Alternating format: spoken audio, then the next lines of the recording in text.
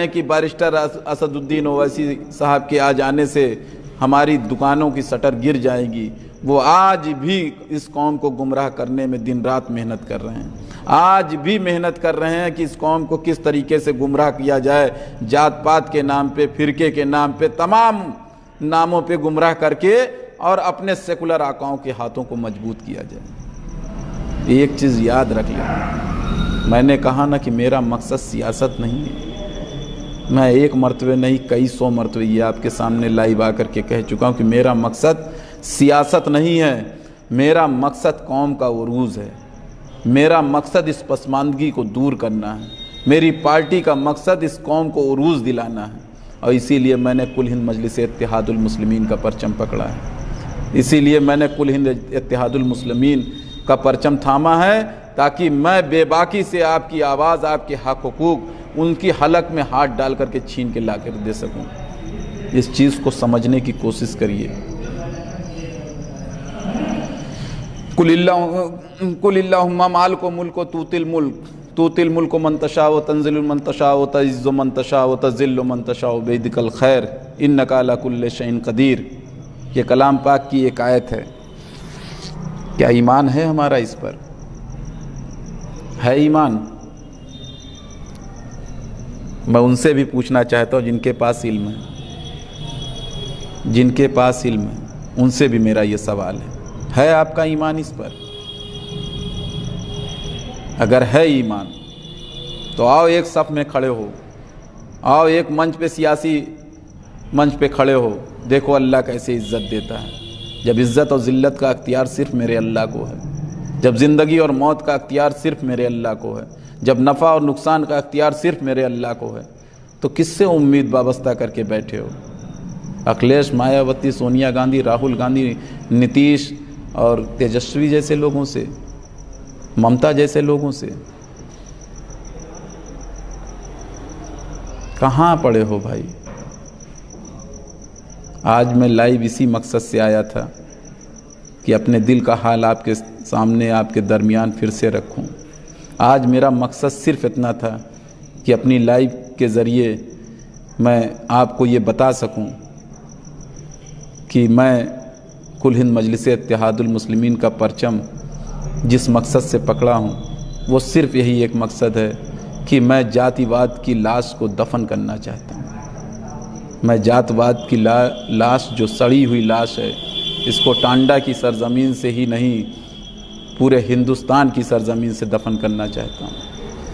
ये लाश बदबू कर रही है, अब ये मुसलमानों को और पसमानदगी की तरफ ले जा रही है, और चंद मफाद परस्त लोग इस पे अपनी सियासी रोटियां सेकना चाहते हैं, चंद मफाद परस्त लोग इस पे सियासत करना चाहते हैं। तो मेरे भाइयों, वक्त रहते इस चीज़ को समझिए। बहुत हो चुकी, बहुत हमने दूसरों के लिए सब कुछ किया, अब वक्त आ गया कि सियासी बेदारी लाइए और खुद ही मत जगिए, दूसरों को भी जगा दीजिए।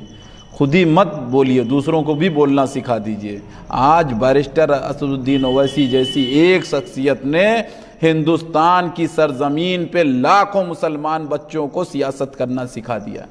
जो कौम सियासत से कोसों दूर थी, जो कौम तेज पत्ते की तरह इस्तेमाल की जाती थी, और जब बिरयानी निकल के आती थी सबसे पहले तेज पत्ता दस्तरखान पे फेंक दिया जाता था, उस कौम को बैरिस्टर असदुद्दीन ओवैसी साहब ने सियासत सिखा दी। उस कौम को बैरिस्टर असदुद्दीन ओवैसी साहब ने संविधान के तहत बोलना सिखा दिया। उस कौम को बैरिस्टर असदुद्दीन ओवैसी साहब ने लड़ना सिखा दिया। लड़ो, हमारा संविधान भी कहता है लड़ने के लिए, संवैधानिक दायरे में रह करके लड़ो। और ये मेरा ईमान है कि हम अपने अज़्म और हौसले से इंशाअल्लाह ताला बाबरी मस्जिद एक दिन फिर कायम करेंगे। ये मेरा ईमान है कि हम इसको ज़रूर कायम करेंगे इंशाअल्लाह ताला। लेकिन सबसे पहले अपने घरों की बगल की मस्जिदों को आबाद करना सीखो, अपने घरों की मस्जिदों से अजान देना सीखो, अपने घरों की मस्जिदों जो बगल की मस्जिदें हैं उसमें नमाज़ पढ़ना सीखो, तब अल्लाह की रहमत और नुसरत हम पे आएगी। और ये फ़र्जी पोस्ट चला देने से, ये फ़र्जी चीज़ें पोस्ट कर देने से, इससे आप के किस बात का डर? योगी आदित्यनाथ जैसे एक बातिल का डर, कुफ्र का डर, किस चीज़ का डर है आपके दिल में? क्यों डरते हैं जब मालूम है कि कोई एक सांस मेरी बढ़ा नहीं सकता और ना घटा सकता है? जब तक मेरा अल्लाह चाहेगा, जितनी सांस लिखी होगी, जब जहाँ जिस वक्त मौत लिखी होगी, जब मेरा ये ईमान है कि वो वहीं आनी है, तो योगी और मोदी से किस बात का डर? फना हो गए नमरूद, सद्दाद, यजीद, सारे फना हो गए, कोई नहीं बचा। ये भी फना होंगे इंशाअल्लाह ताला एक दिन। लेकिन हम तो ऐसी कौम हैं, हम जिंदा कौम थे और आज मुर्दों की शक्ल में घूम रहे हैं। हम जिंदा लोग थे, हम जिंदा लोगों के जानशीन थे, आज हम मुर्दों की शक्ल में घूम रहे हैं। हमारे ही बीच से सलाउद्दीन अय्यूबी, हमारे ही बीच से मोहम्मद बिन कासिम, हमारे ही बीच से तारिक बिन ज़ियाद, तमाम ऐसे इस्लाम के जानिशार अल्लाह ने पैदा किए। और आज क्या है?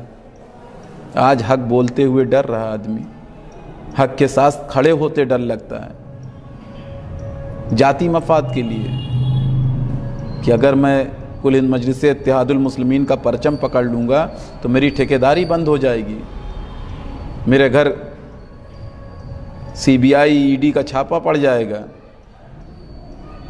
मेरे भाइयों, आज गम इतना है कि बोलते भी अच्छा नहीं लग रहा है, लेकिन दिल में इतने मलाल हैं कि बोले भी जा रहा हूँ। इस चीज़ को हमको, आपको और सबको समझना पड़ेगा, समझना पड़ेगा। इस पैगाम को इसलिए शेयर करिए कि हो सकता है इस पैगाम, मेरे पैगाम से कुछ लोगों के दिलों तक बात उतरे और वो जगें और दूसरों को भी जगाएं इंशाअल्लाह। क्योंकि मेरा काम है कोशिश करना और मैं कोशिश कर रहा हूँ। आप देखते होंगे कि हर हफ्ते 10 दिन पे मैं लाइव आ करके आपके दरमियान जो भी मुद्दे होते हैं, मसले मसाइल होते हैं, मैं रखता हूँ। मैं कोशिश करता हूँ कि मेरी कौम जग जाए, मैं कोशिश करता हूँ मेरी कौम का मुस्तकबिल सही हो जाए, मैं कोशिश करता हूँ कि मेरे कौम के लोग एक सियासी प्लेटफॉर्म पे आके खड़े हो जाएं, मैं कोशिश करता हूँ कि हमारी कौम में सियासी बेदारी आ जाए। लेकिन आएगी उसी के अंदर जो उसका तलबगार होगा, और नहीं तो बहुतों के दिलों पे अल्लाह ने पर्दे डाल रखे हैं। अल्लाह ने बहुतों के दिलों पे पर्दे डाल दिए हैं कि उनके दिलों तक कोई बात नहीं उतरनी है, कोई बात उनके दिलों तक नहीं आनी है। लेकिन मैं आपसे मेरे भाइयों यही कहना चाहता हूँ, छोड़िए 8-9% वालों की गुलामी। हम उत्तर प्रदेश में 20% हैं, 20% मुसलमान 8% वाले मुलायम सिंह यादव को मुख्यमंत्री बनाता है, 20% वाला मुसलमान 13% दलित समाज के लोगों को मुख्यमंत्री बनाने के लिए चलता है, 20% वाला मुसलमान 18%, 12%, 11% वालों को मुख्यमंत्री बनाने के लिए खड़ा होता है। क्या हमारी कौम को ज़रूरत नहीं है? क्या हमारी कौम इसकी हकदार नहीं है? हम हमेशा दूसरों की जूतियां सीधी करने के लिए पैदा हुए हैं। ये हमने अपने आमाल से बना लिया।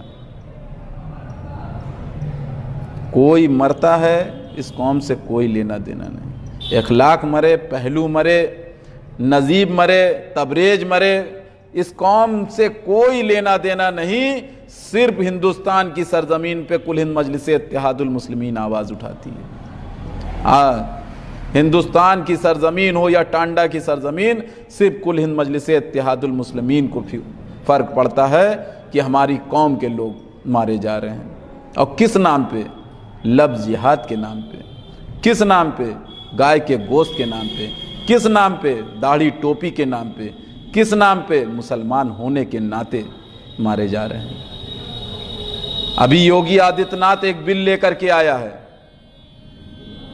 लफ्ज़ जिहाद पे कानून लेकर के आया है। इतनी बेहिस कौम, एक मुकद्दस नाम को एक लब के उसमें जोड़ा गया और मुसलमान सो रहा है। कहां मर गई हमारी आपकी गैरत? जिहाद एक मुकद्दस नाम है और उसको एक लब के नाम से जोड़ा गया, जबकि इस नाम की कोई चिड़िया नहीं है हिंदुस्तान की सरजमीन पे। सिर्फ मुसलमानों को ये दिखाने के लिए कि तुम्हारे इस्लाम को हम कहीं से भी रौंद सकते